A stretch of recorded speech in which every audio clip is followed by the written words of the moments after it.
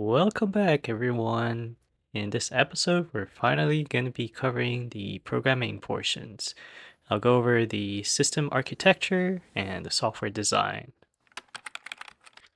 So in our last few videos, we talked about the system architecture for our Guardian, and let's just go over and review it really quick. So we have the particle boron over here, and the Jetson or Nano, which is the main brain. It is interfacing with our camera from the Ep.3 Pro Wide. That will be used for a fire detection. And our particle boron has a 5G capability. It connects to our cloud for commands. And it also can control our motor driver. The motor driver is telling how fast the motors should be spinning and in what directions. And we have two LiPo batteries that powers the motor driver and the motor. And it actually powers other parts of the resource. The boron also controls a 4-channel relay. It turns on the water pump and the servo. So when the water pump turns on, the water just keeps spraying, and the servo will just keeps spinning, which acts as our kind of a tilling mechanism. Now here is a little bit more complicated. We actually have a small ESP32 here, and it acts as a sensor relay that collects IMU data using the BNO08X. And what it does is telling our yaw angle of the robot, the Guardian. And we also have a GPS module that tells us the latitude and longitude. And so here we're using a micro ROS architecture to package our data in a ROS format that uses a ESP32, and it interfaces via USB to talk to our Jetson or Nano. And within our Jetson or Nano, it has several ROS2 nodes, which I'll go over. And for our Jetson or Nano, we're using ROS2 as well, which collects all the sensor data from here, and from here, and to determine how should we navigate autonomously. I think I should note the data sending from the particle boron just uses a serial packaging. And then within the Jetson or Nano, we're running Ultralytics and RoboFlow for fire detection via the image feed. So we see a fire, let's say a fire is detected, it gets sent to the Orin Nano, sends to the particle boron, and tells the relay to turn on the water pump. So that's kind of the idea. Here is the Guardian repo. It's a little bit messy, but it's based on ROS architecture. So you can see we have a build, install, log. The run is for YOLO detection, which I'll cover in the next video. And then we have our main source folder that uses the Guardian control. So let's take a look here. It's a little bit messy. I was training some data here. I think the main one we should look at is the Joy2 serial node, and I hope it's big enough on the screen for you guys. So here we have several basic imports, RCL node. Joy is for the joystick, and then several format for the message that we'll be sending. And then over this section, we have a very basic serial port for connectivity. This connects to our boron using a 9600 baud rate to connect through serial. We have a heartbeat timer and some checkers to make sure that we're communicating with the boron continuously or with the joystick command. And if not, we should stop all the commands. Otherwise, the robot would just keep rampaging, running around, or doing something crazy. And here we have several subscribers. The first subscriber, it subscribes to our joystick controller. So if I use my joystick, I can control up, down, left, right, turn on the relay for water pump or for the servo. And then I am checking my heading error constantly from one of my navigation manager, which is in the Guardian navigation. I'll go over that later. And then we have a distance checking. That's always checking from our current distance of latitude and longitude to our actual target distance. So if we're not within the target that we wanted to, we should continue to move, figure out how to move to that goal. And then lastly, we have a fire checking, which uses YOLO node. So the fire detection is in the camera detector node, which I'll spin up for you guys. But this checks if there is fire going on. And if the fire is going on, ideally we want it to turn on the water pump. Pretty straightforward. And then here we just have some instantiation or initialization here. Don't really have to worry about it too much. We do have a publisher right here that constantly publish our target GPS. So we can always just fetch that waypoint of the desired waypoint. And what you could do with this, because we're publishing this, we can change our waypoint mission halfway. Let's say we want to go north and then all of a sudden we want to go east. So it will update the target GPS and move on to the next waypoint. Moving on to the send command. So this node would be sending command to the Boron itself to control the motors, to control the relay. So this is the bread and butter that the controller is that this node is doing. We start by checking if the joystick is existed. If it's not existing, then we don't even run this at all. We should just skip entirely. So having my joystick connected is the number one step. And we initialize the command to be S. S means stop. Now we create some sort of threshold. We're going to be checking, okay, are we 3 meters away from the target? And what is the degree threshold? So can we be 10 degrees off from what our desired heading? So for example, I'm going this way. Let's say it's about 45 degrees. And for a 10 degree threshold, that means I could be 55 degrees or 35 degrees. And that's tolerable until we need to correct our new heading. And I did a little bit of heading offset because my IMU was physically placed a little bit off, so I had to calibrate that. There's just a fast way to calibrate. Okay, so then once we receive a target of GPS, it will compute a distance to see how far we are at. So if we're still pretty far, we're gonna go ahead and calculate our heading degree.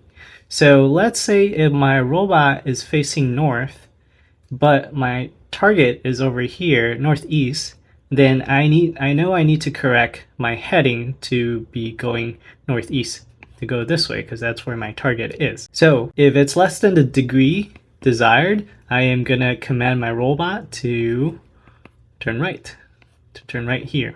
Hope that makes sense. And vice versa, if the target is on the left to my heading right now, then I need to turn left. Pretty straightforward. And so what this would happen if I'm within the distance threshold, I claim that my guardian is in the target already. So then we just command the guardian to stop and don't do anything. And down here we have a fire detector. So if the camera node, the YOLO, detects fire, then we say, okay, let's command water to trigger water pump. And something I forgot to mention is right up here, I have a check of autonomous mode. So if I hold the left button on the controller, it would assume I want to do autonomous mission, so which will trigger all of these code here. Now, if I don't do autonomous mission, then I assume I will be manually control with my joystick commands, which is down here. And so the manual mode is very straightforward over here. I am just checking my left, right joystick, forward and backward. These are the axes. So your controller looks like this. It's a knob here. And for axis 6, it's the left and right. And for the axis 7 would be forward and backward. And with each corresponding axis of the controller, I am commanding to go forward, backward, turn left, and turn right. And if none of these were triggered, then I always just stop my guardian. And so based on whatever the command I have, I would package my command and to write it in a serial format and send it to the Boron. The Boron receives it and say, gotcha, I know what your command needs to do, and it will execute it. And then here we have several callback functions. So the joystick callback function just checks what kind of button am I using right now. For my left stick controller, if the left button is pressing or not, or right button, and the button A is for autonomous. So if I'm holding down A, I think I misspoke earlier, but if I press button A, it will assume autonomous mission. And then I'm always checking, subscribing to my heading error, to my distance error, and then whether or not we detected fire. And by the way, this code runs on the Jetson or Nano, in case it wasn't clear. It is commanding the particle boron, our kind of our small brain. Now, we also wanted to read what the particle boron is telling us to do, because remember we have a 5G signal, and I'm using my mobile to trigger a 5G command to the particle boron. So I need to tell my big brain, which is my Jetson Orin, to say, hey, we receive a user command to say I need to go up, down, left, right, or do something, right? Now, how do we do that? We can do the same thing with serial communication. So here we check if there's an incoming serial message that is packaged in a beginning of kind of a upper hat and a dollar sign, and is done. I kind of forgot, but I believe I did it in a JSON format. We'll review that. We'll decode what the JSON format is, and based on that, we'll see what the latitude and longitude is. We'll publish our target waypoint, which is entered from the cloud command, and then the rest is just kind of an error checking over here. I hope that's clear, and let's move on. So now we're in the Guardian navigation node, which is also still resides in the Jetson or Nano. So all this package here runs in Jetson or Nano that does the high level commanding and executing and algorithm and detection. The basis has some conversion of bearings in azimuth for our kind of Guardian heading, and we would be kind of convert the bearing to azimuth because it's a little bit different with the north, south, east, west. So we just want to standardize that. So 0 is always north, and to the right is I think it was negative 90 to 180, and to the left is at 90 and also to positive 180. So it's a little bit confusing, but that's kind of the framework that the bearing is using. And here we just do some wrapping to kind of prevent the number to go the opposite, flipping unnecessarily. And here I want to clarify about the waypoint mission. I know it's a little bit confusing with the azimuth, with the bearings, but here's what the standard is. So your azimuth is always global to your Earth. Your magnetic north is 0. For the bearing, you can kind of see a difference. So it's 45 here, 45 here. They're both 45. And so how do you tell the difference, right? In the IMU, I think, if I remember correctly, it's negative 45 here and positive 45. And for IMU, it'll be 90 for this one. And sorry, not 90. This would be 90. This would be negative 90. This would be negative 90 plus 45. I can't do math here. And then all the way to 180. So here you would have plus and minus 180 here. And what we did in the code is basically convert the bearings and the IMU heading to standardized azimuth. So it's easy to compute where should we be going. So for example, my robot is here always in the center, right? And I say, okay, my target is 45 degrees that I need to do. But I'm currently facing 0 degrees. So we know the angle 45 is to the right side. So I say, hey, turn right 45, which is negative clockwise, sorry. I turn 45 and then head that way. This way I know I am heading in the right directions. So I hope that's clear for you. This is something if you play around, you just get something more, become more comfortable. So it's really important to standardize your coordinate system and how you do the conversion for the angle, for the XYZ. Some people use polar coordinates. Some people use Cartesian coordinates. So that's kind of the job for a robotics engineer is know how to convert your coordinate systems comfortably. And then here we have a calculating distance. So in order to calculate distance, I am kind of assuming that since the area is small, so we're gonna assume that Earth is flat in a very small area, right? So because if you think about a curvature of the Earth, and you're just standing at this little small point, it's somewhat flat, right? And so here is kind of the conversion. And what this does is it's converting latitude and longitude to an XY coordinate. And so via an XY coordinate, we can compute x1, y1, and x2, y2. So basically 2 dots, and we compute a distance. And when you have 2 dots, aside from computing distance, when you have a, let's just call it a compass, right? A compass always knows where the north is, or magnetic north, which is where the Earth magnetic north is. Then you can tell the robot, say, hey, that is not where we're going. When you compute the x and y coordinate, you have an angle based on the coordinate system. Then you can say, okay, we need to turn right 30 degrees. And so here we just have some initialization as standard. For ROS, you want to set up your, for ROS, you want to set up your messaging.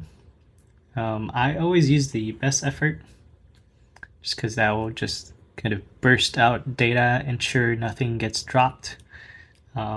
We have a GPS subscription, so we subscribe to the GPS module that gives us latitude and longitude. We also have the IMU as well.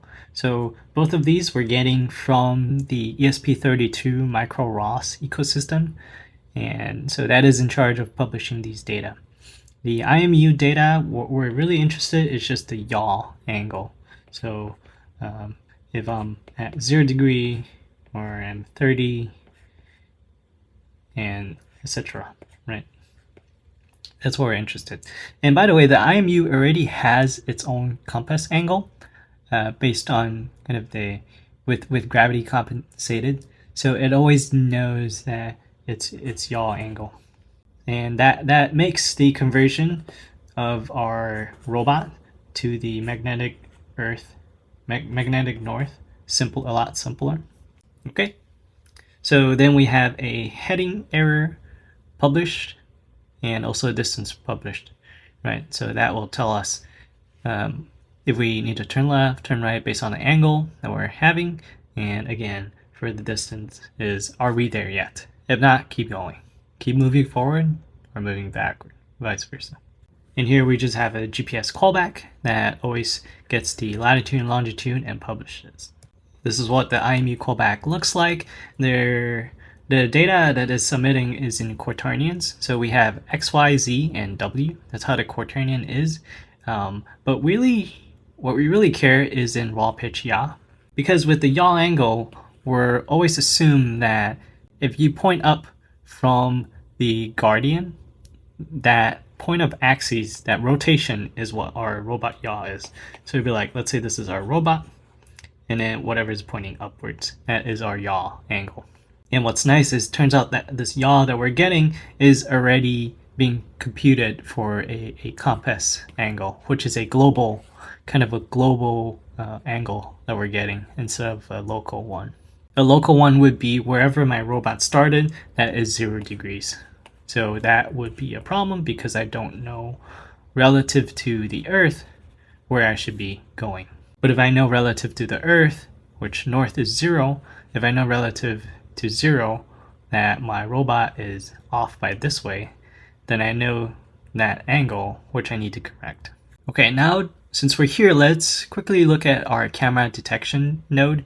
It really just runs on YOLO, and I want to make hopefully I'll make a separate video how to run this YOLO for fire detection, but let's just go over what this node looks like. It uses a CV bridge, so we have an OpenCV, and that's kind of a standard library how you manipulate with images for computer vision purposes. We are running a YOLO module that is already trained at this point. I'll show you how to train it later on. And this is the fire detector node. If you remember earlier, we are constantly publishing that whether or not we detect fire. And here is just some standard procedure for image manipulation. I'm flipping my image because my camera is upside down, converting standard message for our detection. I used to have bounding boxes, but I think I took it out later because I really don't need to see the image itself. I just need to know if a fire or smoke is detected. But for the purpose of debugging, you can still draw the bounding boxes, which is fine. Right, so when we have these bounding boxes, if one of these bounding boxes that has fire detection that's above, let's say, 50% threshold, then we can say, okay, that has a high chance that it is fire or smoke. It could be one of those, right? So what you're going to see in the image is you get a bounding box, and within the bounding box, hopefully, there's a fire in that image. And it'll say, okay, it's 50%. And that's really it for the Jetson Orin Nano. That's all you need to know to set up for the autonomous navigation on this part. Okay, now let's look at what's running inside the Boron, the particle Boron. This is set up with a C++ code that runs directly loaded onto our particle Boron. And the way to set up is completely different than how we set up for our Jetson Orin Nano. You can think of it as identical to Arduino if you're familiar with the framework.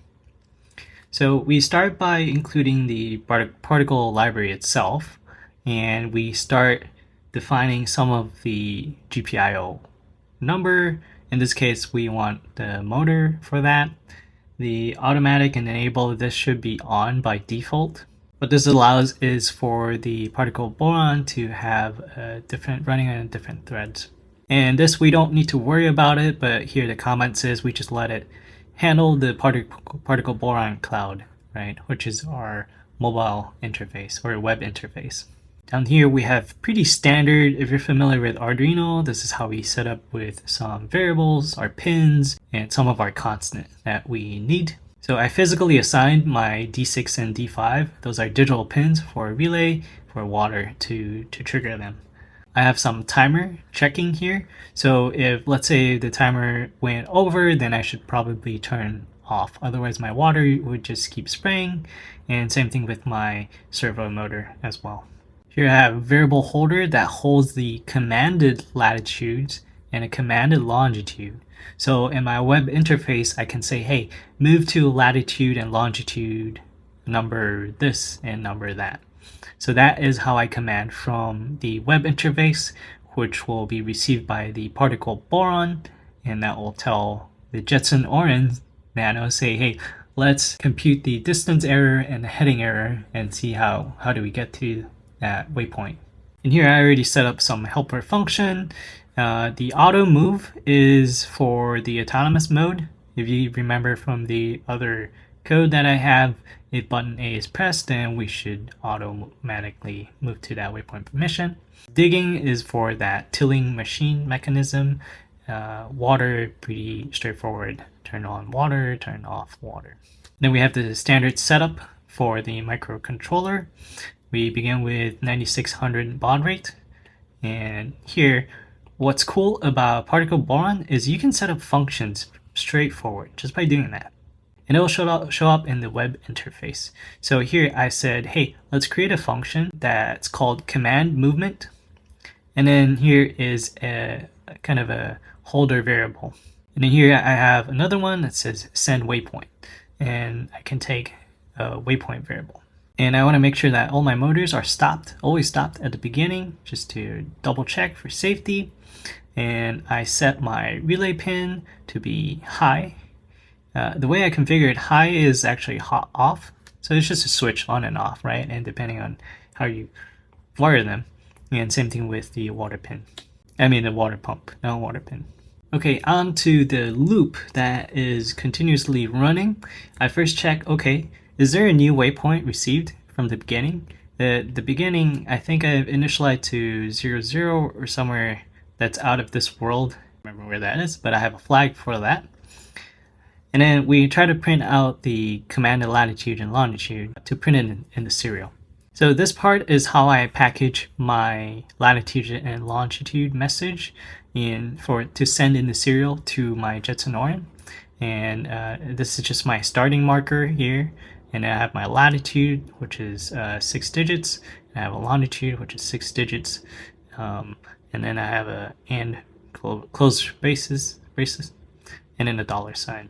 That's just how I package my message. I think there was a little problem because of the web interface only takes up to 5 digits. So there was some rounding error in there, which I think resulted in that my latitude and longitude was always a little bit off. I'm not sure how to solve that yet, but this is kind of interesting problem. I'll have to think about it. I also try to cast this to double, long, float, whatever the digits it can hold. I think the problem is from the website, the particle cloud.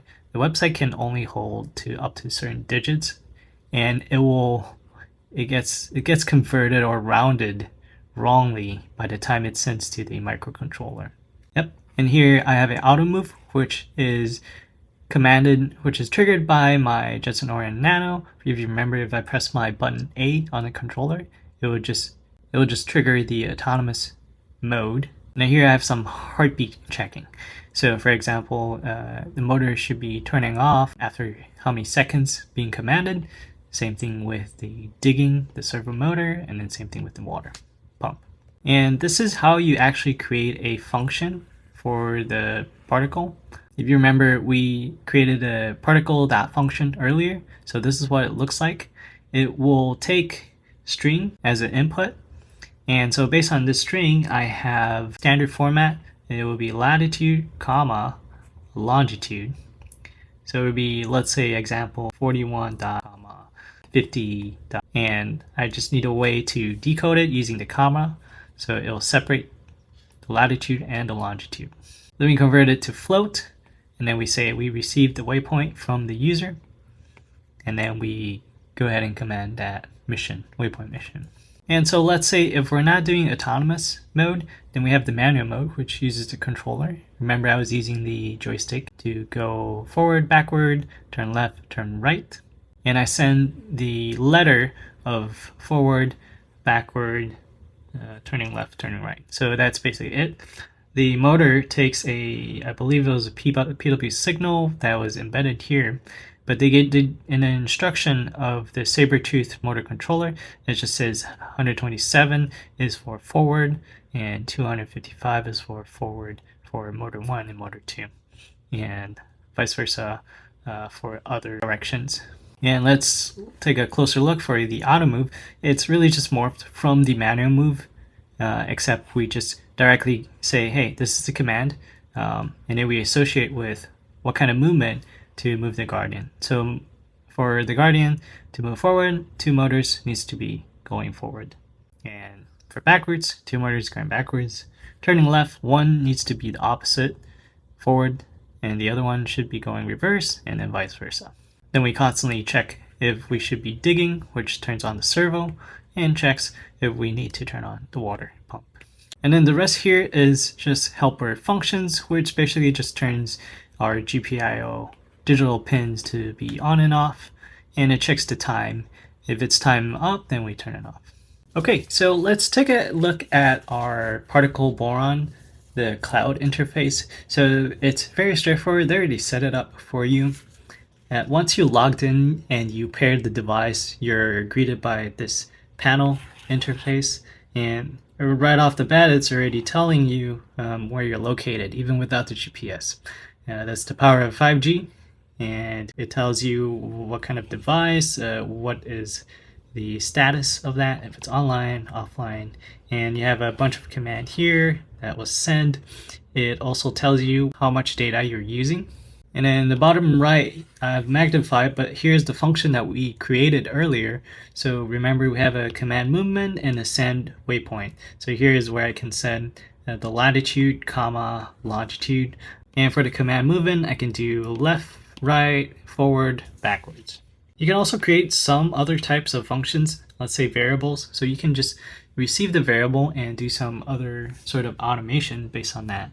For example, the temperature, all sorts of things. And this one is pretty cool. You have a full-blown global Earth with your position that is displayed here.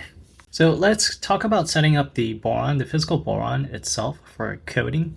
When you plug your boron into your laptop, you can create an extension or a plugin in your Windows. You can create a plugin for your VS Code, your Visual Studio Code. It already has a plugin for particle development. And you basically just have to log in and you go right and follow the examples. You would create a project. So in this case, I called the Guardian Boron. And then you would start here for creating new projects, install the necessary libraries. You can pair it with your command interface. And you just pretty much follow this direction and all over up to where you can flash your code. It's very straightforward. Okay, so in the next video, let's go ahead and do some fire detection with YOLO. I'll see you next time.